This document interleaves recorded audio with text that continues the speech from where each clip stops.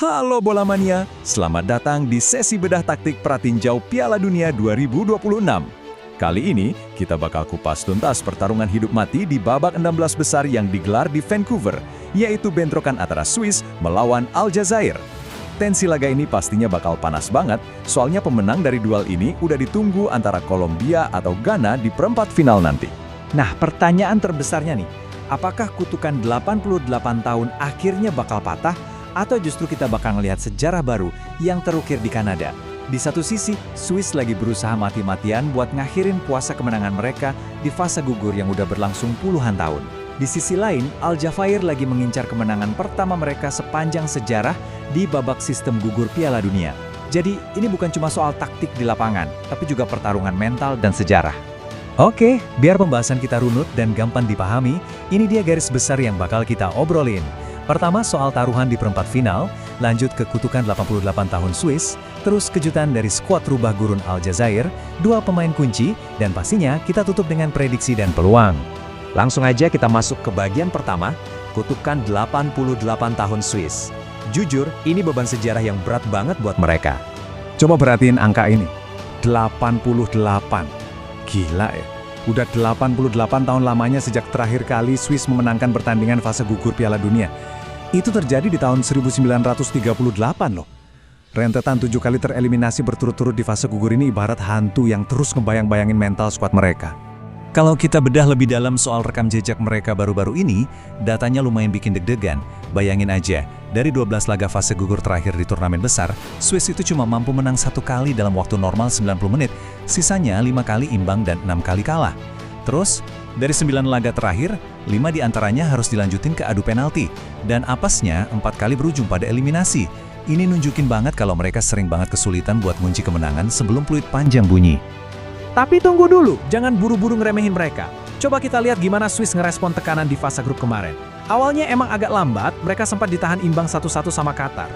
Tapi setelah itu, mereka langsung ngegas, menang beruntun lawan Bosnia-Herzegovina dan tuan rumah Kanada buat jadi juara grup B.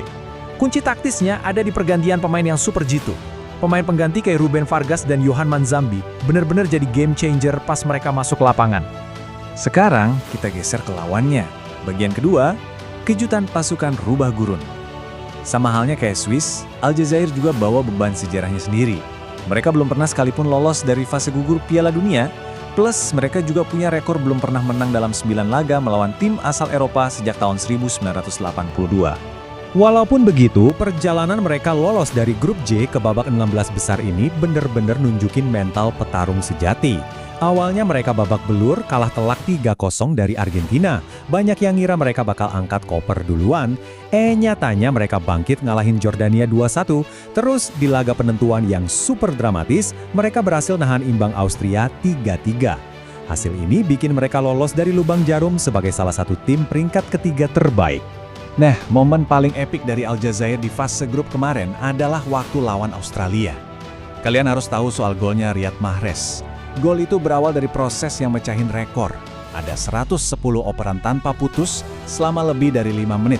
Dan pemain Australia sama sekali nggak bisa nyentuh bola. Bener-bener gila. Ini jadi bukti nyata kalau Aljazair punya ketenangan, penguasaan bola tingkat tinggi, dan visi taktis yang nggak boleh dipandang sebelah mata sama pertahanan Swiss. Bicara soal taktik, ada bumbu drama yang luar biasa seru di pinggir lapangan nih. Pelatih Swiss, Murat Yakin, kan punya PR besar buat matain kutukan 88 tahun. Yang bikin laga ini makin panas, Yakin bakal adu taktik sama Vladimir Petkovic, pelatih Aljazair sekarang. Kenapa ini krusial banget? Karena Petkovic ini adalah mantan pelatih kepala timnas Swiss, tepat sebelum Yakin ngambil alih kursi kepelatihan 5 tahun lalu.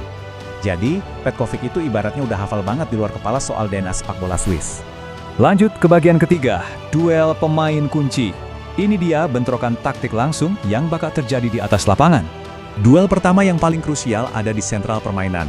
Di kubu Swiss ada sang jenderal, Granit Xhaka, yang siap nyatat penampilannya yang ke-150.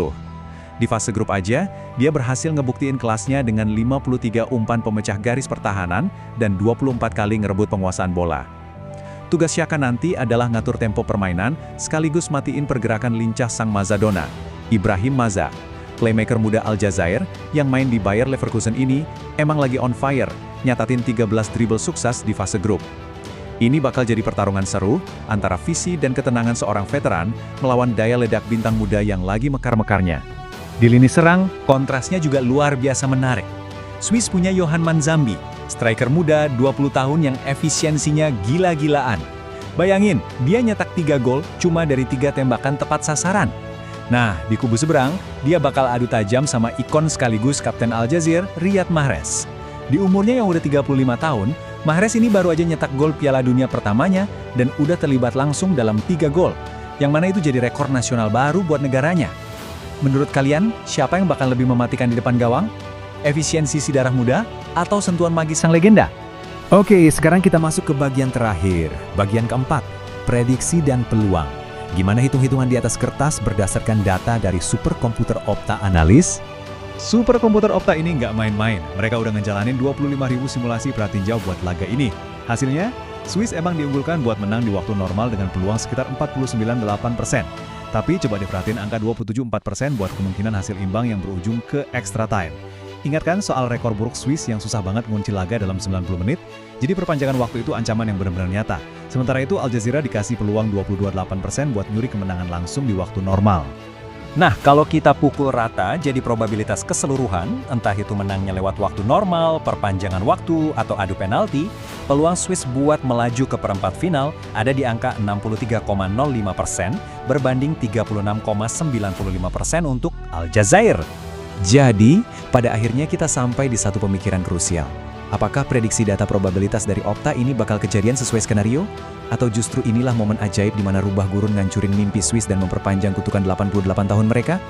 Di atas kertas, angka dan statistik emang selalu punya ceritanya sendiri. Tapi di atas lapangan hijau, kita semua tahu, bola itu bundar, dan kejutan selalu nunggu buat ditulis. Jadi menurut kalian, siapa nih yang bakal melangkang mulus ke perempat final? Terima kasih udah ngikutin sesi analisis pratinjau ini, siapin camilan kalian buat laga seru nanti. Dan sampai jumpa di analisis berikutnya.